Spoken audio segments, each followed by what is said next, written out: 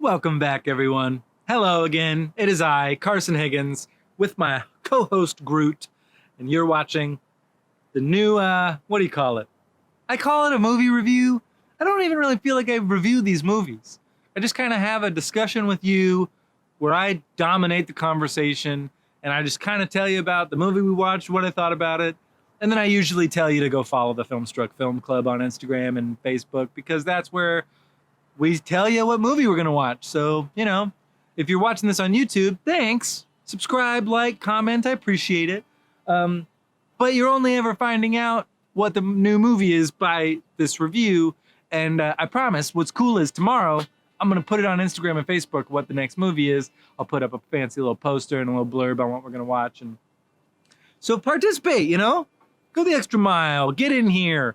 It's not Oprah's book club. It's not Reese's book club. It's our film club, baby.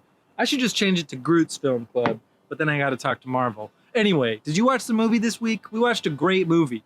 We've been keeping it kind of light to start the year.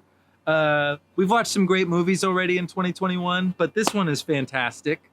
We watched The Ruling Class, 1972's The Ruling Class, starring Peter O'Toole, written by Peter Barnes, based on his play that came out in 1968. So this film was just, a couple years later, boom, the movie came out. So I take it people enjoyed the play when it came out. It is directed by a guy named Peter Medak, Medak. Someone I'm not very familiar with, but who made a great movie. This movie is very, very good. It is a satirical film, darkly humorous. It is called The Ruling Class, so we spend a lot of time kind of dissecting and poking fun at British aristocracy and the Church of England, Catholicism, basically all the stuffiest authorities that don't like to get poked fun at. We poke at all of them in this film, and to marvelous effect. It is such a well-written piece. It's just so smart. I laughed out loud a lot, even though there are references that I wish I got. Maybe if you're British, or if you're of a certain age, maybe if you were, alive when this movie came out, especially if you're British, you'll probably get a couple more chuckles out of it than I did, even though I got quite a few. Before I get into the plot or anything, let's just break down some great stuff. So, like I said, it is based off this play. It was nominated for an Oscar for Best Actor with Peter O'Toole, who, part of the reason I picked this film, full disclosure, it said on Criterion Channel, where if you are not on Criterion Channel, it is where we pick a lot of our films. Lately, a lot of them have also been on HBO Max, so if you have that, that's cool. But anyway, I pick things that tend to be available.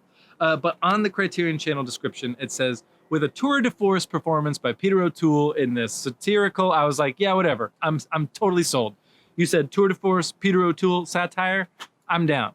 Because I love Peter O'Toole, and if you don't know him, you should, because then you'll love him. I guess he's probably most famous for being Lawrence in Lawrence of Arabia. But the guy just has an epic career. He also famously never won a competitive Oscar, but he was given an honorary Oscar. Which, if you don't know, if you've never seen him speak or anything, he was, a devilishly handsome young man, did a ton of theater in England, famously did like 36 plays in 4 years at the Old Vic or something like that. I don't know. Maybe not at the Old Vic, but check out that stat. This dude worked a lot. And he got nominated for like 8 Academy Awards, never won. This was one of them. He lost that year to Marlon Brando for The Godfather, so what are you going to do? But watch this movie. If you didn't watch it yet, watch this movie and tell me if you don't think that maybe you'd say, fuck it. Maybe I would give the award to Peter O'Toole over Vito Corleone. But maybe you wouldn't because, come on, it's Vito Corleone, baby. Terrible, terrible. Anyway, let's get into it. I'm going to spoil some shit. There are spoilers involved, so trust me, if you think you would be in the mood for like a smart British comedy with one of the greatest acting performances by one of Britain's greatest actors, go watch it and then watch this. But here we go. Spectacular opening. I bet it was so effective on the stage because it's this, we open up with like the House of Lords, very stuffy. Everyone's in their pomp and circumstance. I believe that song is even playing. There's this beautiful deep focus shot of this long table with these red candles. And it's just very, what's the word? It makes you think, oh, you know what I mean? Just like, oh.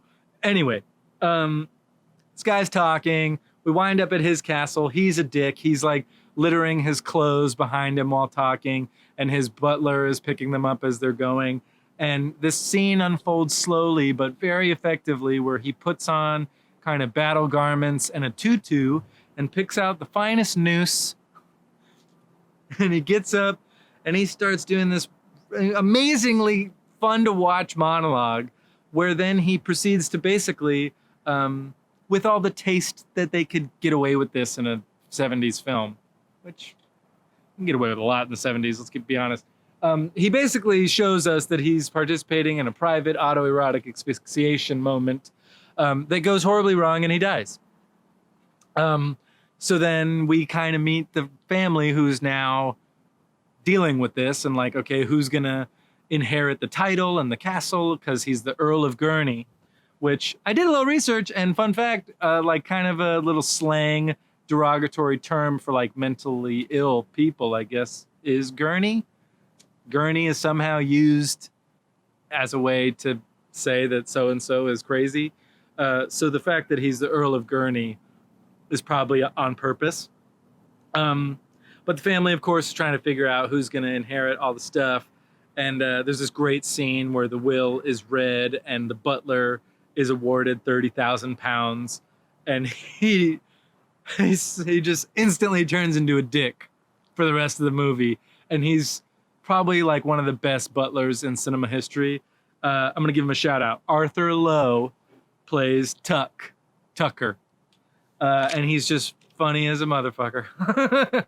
We'll get to him some more in a second. But he does this little musical number. There's a ton of musical numbers in this movie. So they're randomly placed. They never really seem to be for any reason. They're just for fun, and they're really fun.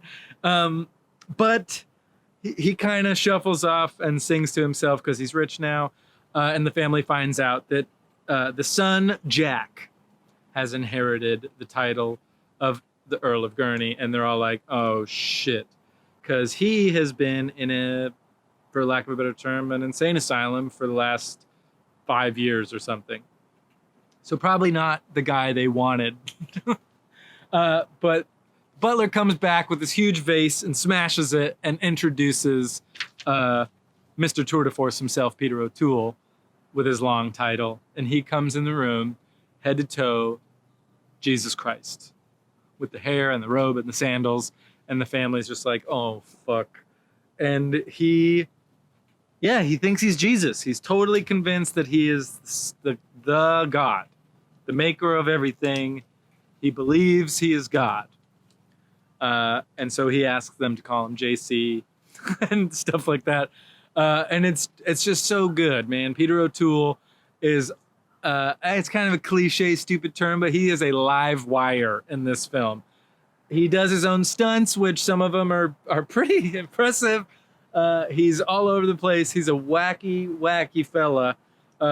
And two lines that just really kind of perfectly encapsulate him.